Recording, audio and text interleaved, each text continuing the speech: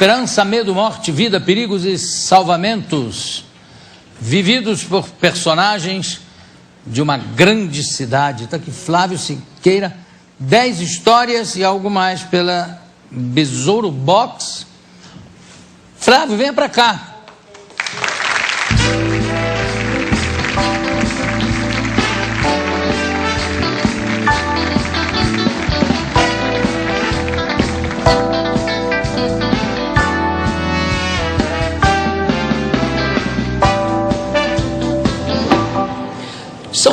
São 10 histórias. O livro é composto por 10 histórias. E algo mais. E algo mais. Qual é o algo mais? Olha, Jô, eu trabalhei muito tempo como repórter aéreo, âncora de rádio trânsito, nessa loucura que é a cidade, com congestionamento, trânsito, gente literalmente morrendo no carro. É complicado. E é claro que isso demanda um monte de histórias, de situações, de acontecimentos, de experiências que traz ensinamentos que vão para o algo mais. Então, mais do que histórias, eu acho que eu tive um monte de lições nesse livro e esse algo mais vem, de alguma maneira, ilustrar tudo isso. Mas há muito tempo que você se interessa por voos, por aviões?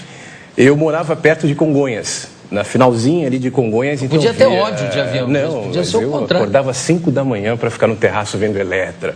737-200, aqueles aviões anti-bandeirante pousar. Eu também morei ali. Eu odiava. Porque às 5 das 6 da manhã já tinha barulho. 5 e pouco da manhã. E eu ia para aeroportos pedir para os pilotos para entrar no avião.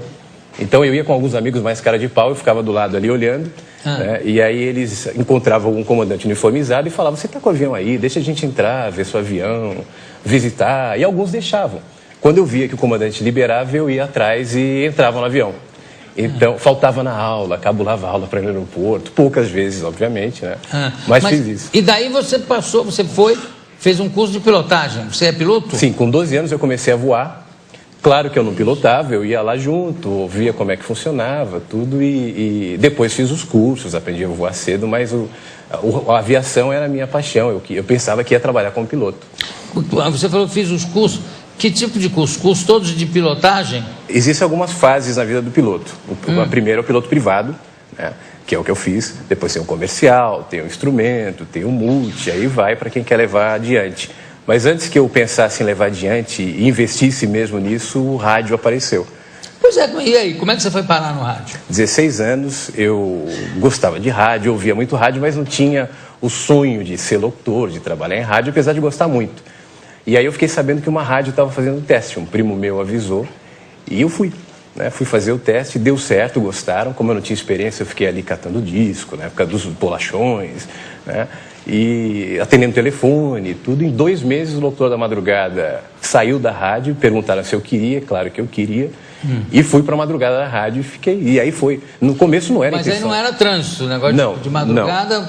Não era trânsito. No começo eu não tinha a intenção de levar isso adiante. Era um prazer estar com 16 anos falando no microfone, mas não era a profissão. Foi com o passar do tempo. O trânsito veio só em 99, veio bem depois. Você tem uma teoria sobre o motorista no trânsito? Como é que é isso? Não, eu acho que, na verdade, não é uma teoria. Eu acho que o trânsito reflete um pouco da nossa vida, né? Eu acho que isso é uma coisa que eu comecei a lidar no trânsito, no helicóptero, depois na rádio trânsito. Eu acho que a gente costuma lidar com o trânsito. Eu não digo só as rádios, mas eu acho que, de alguma maneira, as autoridades e todo mundo, como um problema meramente automobilístico, de carro, de excesso de carro, também é.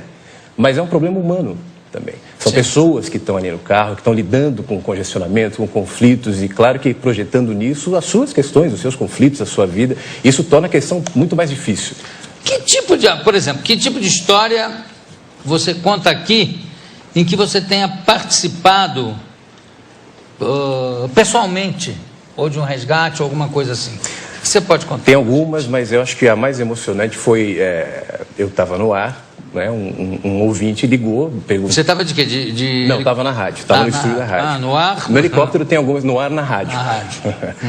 E ele comentou que estava se sentindo mal no carro. Ele pegou a estrada e ia para o interior, começou a passar mal, né? No começo eu não identifiquei que era sério, mas com o tempo, com o papo, eu vi que o negócio era mais complicado e ele estava na iminência de desmaiar no carro. E ele estava se comunicando com você via... Na Anhanguera, melhor. Via telefone no ar. Ele ligou para a rádio, entrou no ar participando e começou... Quer dizer, isso é época já de celular, é isso? Sim, isso foi agora, em 2007. Né? Aí ligou? Ele ligou, falou que estava passando muito mal, na iminência de desmaiar no carro, perdendo o foco e tentando ir para o hospital. Ele cancelou o compromisso dele e estava procurando um hospital e no ar, eu com aquela situação, ouvinte quase desmaiando no ar, o que eu ia fazer?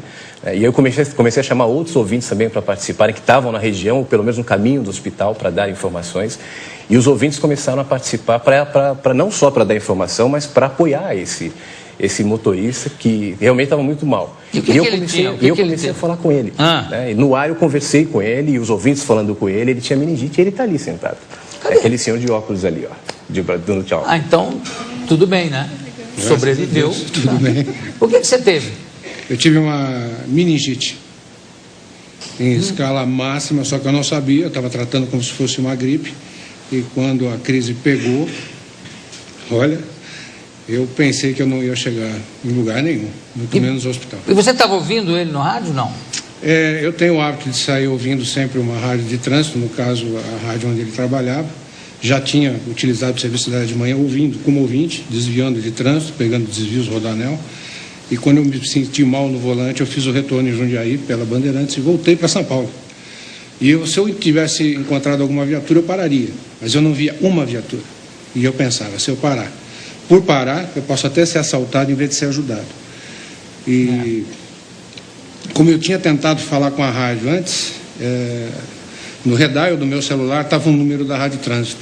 Eu fui tentando uma, duas, na terceira vez eu consegui e fui para o ar. E no ar eu comecei a pedir ajuda para ele. Ele não entendia na hora. Ele achou que eu tinha jogado bola, que eu estava cansado, com as pernas doendo.